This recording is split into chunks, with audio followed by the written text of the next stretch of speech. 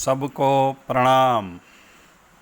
तेलंगाना राज्य हैदराबाद स्थित बाबू करदई सेवानिष्ठ श्रीमती हेमलताबेन सुभाषबाई खंडोल, सुपुत्र भावेश खंडोल सपरिवार, संघ सेवक समयनिष्ठ श्रीमती भारतीबेन नलिनबाई शाह और श्रीमती मनीषाबेन जिग्नेश शाह सपरिवार, वैयावच प्रेमी श्रीमती पूनमबेन नीलेशभाई पारेख, सुपुत्र दर्शन पारेख सपरिवार, साधु भक्ति कारक सेवा प्रेमी मातुश्री परेशाबेन बकुलभाई वोरा, सुपुत्र भाविक वोरा सब परिवार की ओर से आज का संदेश। भगवान पर भरोसा। एक पुरानी सी इमारत में वैद्य जी का मकान था। पिछले हिस्से में रहते थे और अगले हिस्से में दवाखाना था। उनकी पत्नी की आदत थी कि दवाखाना खोलने से पहले उस दिन के लिए आवश्यक सामान एक चिट्ठी में लिखकर दे देती थी। वैद्य जी गद्दी पर बैठकर पहले भगवान का नाम लेते, फिर वह चिट्ठी खोलकर पढ़ते।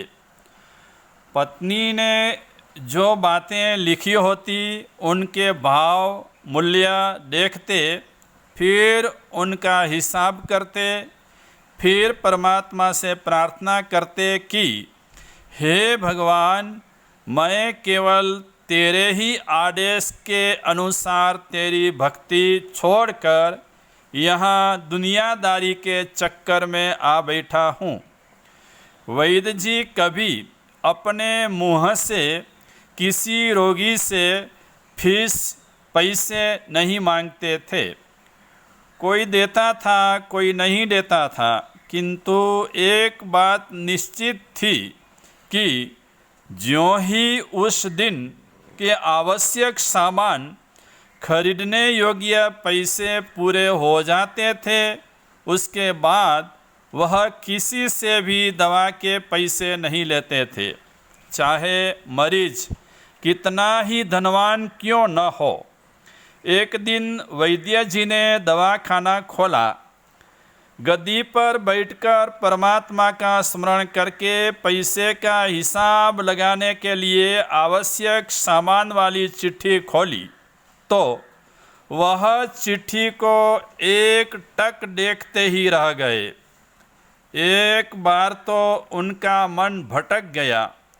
उन्हें अपनी आँखों के सामने तारे चमकते हुए नजर आए, किंतु शीघ्र ही उन्होंने अपनी तंत्रिकाओं पर नियंत्रण पा लिया।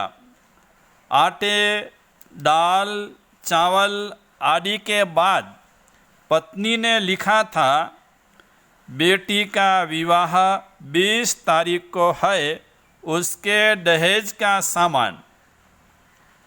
कुछ देर सोचते रहे, फिर बाकी चीज़ों की कीमत लिखने के बाद दहेज के सामने लिखा, यह काम परमात्मा का है, परमात्मा जाने। एक दो रोगी आए थे, उन्हें वैद्य जी दवाई दे रहे थे। इसी दौरान एक बड़ी सी कार उनके दवाखाने के सामने आकर रुकी। वैद्य जी ने कोई खास तवज्जो नहीं दी, क्योंकि कई कारों वाले उनके पास आते रहते थे।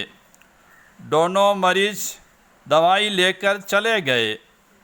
वह सूटेड बूटेड साहब कार से बाहर निकले और नमस्ते करके बेंच पर बैठ गए।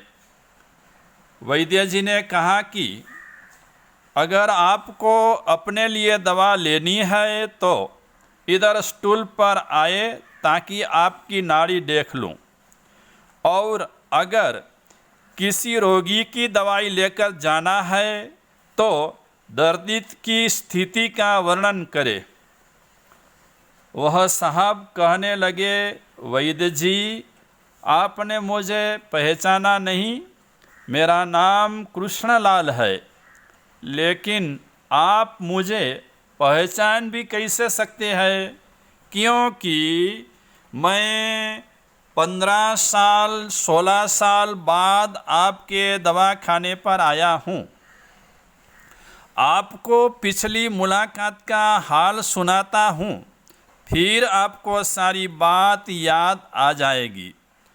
जब मैं पहली बार यहाँ आया था तो मैं खुद नहीं आया था, अपितु ईश्वर मुझे आपके पास ले आया था, क्योंकि ईश्वर ने मुझ पर कृपा की थी और वह मेरा घर आबाद करना चाहता था। हुआ इस तरह था कि मैं कार से अपने पैतृक घर जा रहा था। बिल्कुल आपके दवाखाने के सामने हमारी कार पंक्चर हो गई। ड्राइवर कार का पहिया उतारकर पंक्चर लगवाने चला गया।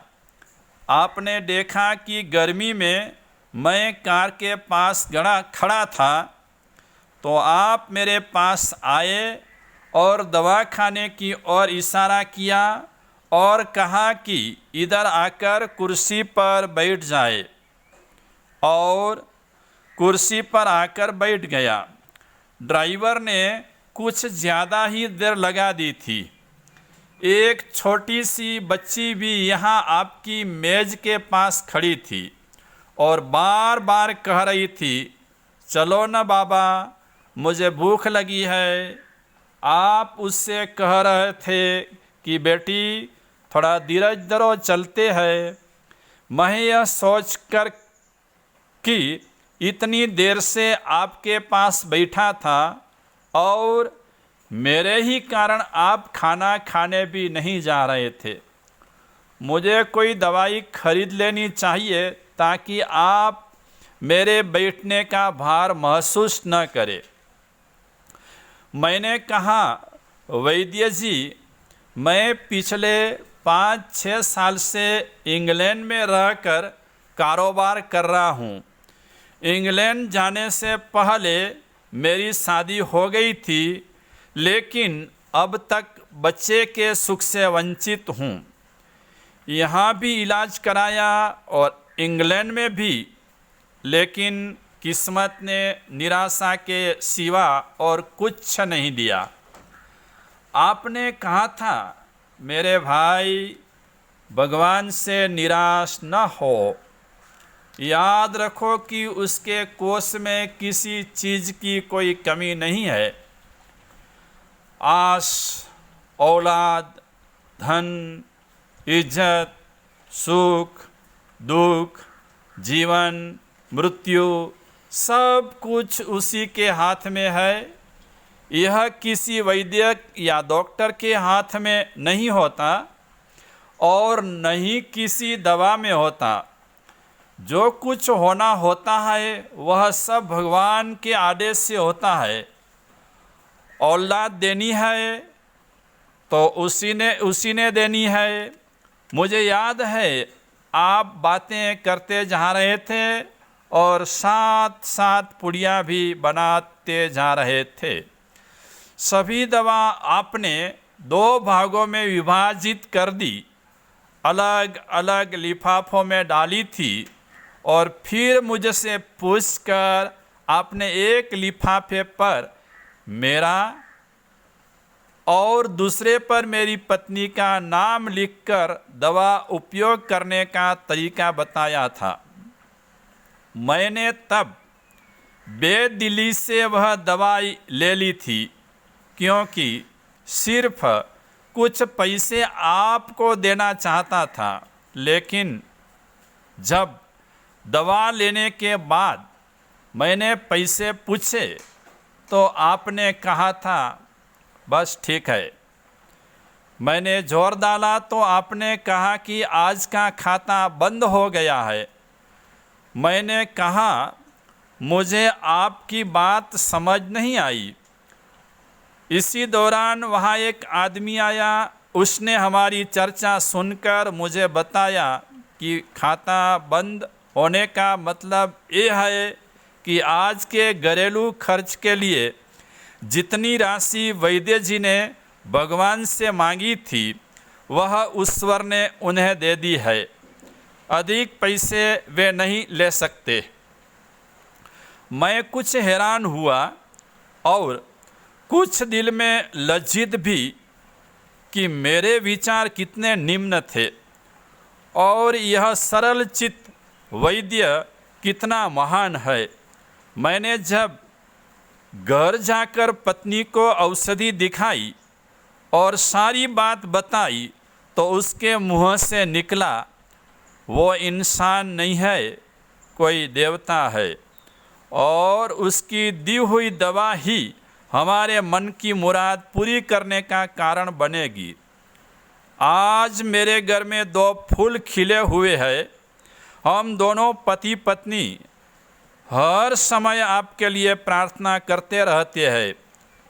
इतने साल तक कारोबार ने फुर्सत ही नहीं दी कि स्वयं आकर आपसे धन्यवाद के 2 शब्द ही कह जाता। इतने वर्षों बाद आज भारत आया हूँ और कार केवल यही रोकी है। वैद्य जी, हमारा सारा परिवार इंग्लैंड में सेटल हो चुका है। केवल मेरी एक विधवा बहन अपनी बेटी के साथ भारत में रहती है। हमारी भांजी की शादी इस महीने की 21 तारीख को होनी है। न जाने क्यों जब जब मैं अपनी भांजी के बात के लिए कोई सामान खरीदता था तो मेरी आँखों के सामने आपकी ही वह छोटी सी बेटी भी आ जाती थी और हर सामान मैं दोहरा खरीद लेता था।